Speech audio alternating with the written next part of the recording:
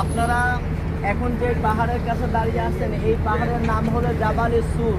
কোন পাহাড় বলেন? এই যে জাবালে সুর। জাবালে সুর বা জাবালে সাউর বলে। এই পাহাড়ের মধ্যেই এই যে পাহাড় দেখতেছেন, এই পাহাড়টা এটাই হলো সেই জাবালে সাউর। এই পাহাড়ের একেবারে উপরে একটা পাথর দেখা যাচ্ছে, দেখেন একেবারে উপরে, দেখছেন একেবারে উপরে যে পাথরটা, এই পাথরটার এইখানেই হলো গর্তটা। এই যে গুহাটা রাসূল সাল্লাল্লাহু যেই গুহার মধ্যে আল্লাহ রাসূল সাল্লাল্লাহু অবস্থান করছেন, এখানেই হলো সেই গুহাটা।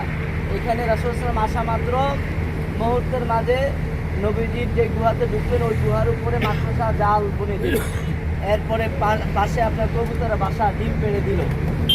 যখন কাফের বেমেনারা আসলো, এসে একজন বলতেছে এই বাসার ভিতরে আছে, আরেকজন বলতেছে তুই কি ব্যাক করল নাকি। এই মাত্র যদি লোকগুলো আসতো তাইলে তো বাসা জাল বানানোর কথা ছিল না, অথচ একেবারে মনে হইতেছে পুরান একটা বাসা। সুবহানাল্লাহ কন্যা হিকমত কার বলেন? আল্লাহর বন্ধু এখানে আসছে। আল্লাহ পাক রব্বুল আলামিন কোরআনের মধ্যে বলছেন যে ও নবী, আপনাকে হেফাজতের দায়িত্ব আমি রব্বুল আলামিনের। এজন্য রাসূল সাল্লাল্লাহু আলাইহি ওয়াসাল্লাম যখনই আসছেন, মুহূর্তের মাঝে মাকড়সা জাল বুনে দিল, কবুতর ডিম পেড়ে দিল। একজন বলতেছে যে তুমি তো ব্যাককেল, যে এখানে যদি লোক ঢুকতো তাইলে তো বাসা থাকতো না, কবুতরও থাকতো না। তো আল্লাহ রাসূল সাল্লাল্লাহু আলাইহি ওয়াসাল্লাম এই কথাগুলো শুনতেছেন, আবু বকরও শুনতেছেন। আর হযরত আবু বকর রাদিয়াল্লাহু তাআলা আনহুকে বললেন, তুমি আমাদের সাথে শুধু আমরা দুইজন নয়, আমরা তিনজন এখানে আছি। এক হলো আল্লাহ পাক আছেন, আর হলো আমরা দুইজন আছি। সুবহানাল্লাহ। তো নবীজি এখানে অবস্থান করেছেন, এখান থেকে আল্লাহর হাবিব মদিনাতুল মুনাওয়ারা হিজরত করেছেন, ঠিক কিনা বলেন?